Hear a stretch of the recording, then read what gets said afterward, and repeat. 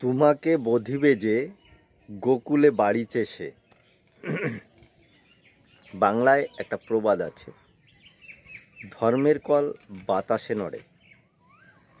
তোমাদের প্রত্যেকেরই নিশ্চয়ই মনে আছে যে এই অভয়ার ধর্ষণকাণ্ডের পর একটা স্লোগান ভীষণ ভাইরাল হয়েছিল, পুলিশ তুমি ধৈর্য ধরো, তোমার মেয়েও হচ্ছে বড়। বিষয়টাকে আজকে একটু ঘুরিয়ে ব্যাখ্যা করি।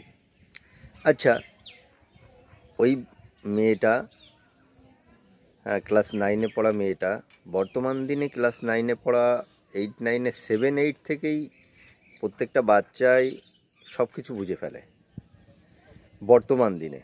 তো যেহেতু মেয়েটা ক্লাস 9-এ পড়তো, যথেষ্ট বুদ্ধি বা বোঝার বয়স হয়েছিল বর্তমান দিন অনুযায়ী, তাহলে ওই 3 মাস ধরে ওই মেয়েটার উপর যে শারীরিক অত্যাচার করে যাচ্ছিল, এই 3 মাস কেন ওই মেয়েটা চুপ ছিল? সে তো একটা পুলিশের মেয়ে, একটা প্রশাসনের মেয়ে। তার কি উচিত ছিল না আরও আগে এদের বিরুদ্ধে অভিযোগ জানা? কারো কাছে না হোক, তার বাবার কাছে তো জানাতে পারতো। তাহলে কি এই 3 মাস ধরে সেও কি মজা নিচ্ছিল? একটা জিনিস ভাবা যায়, ওরাও বাপ বেটা দুই ভাই কত বড় জানোয়ার, কত বড় পশু।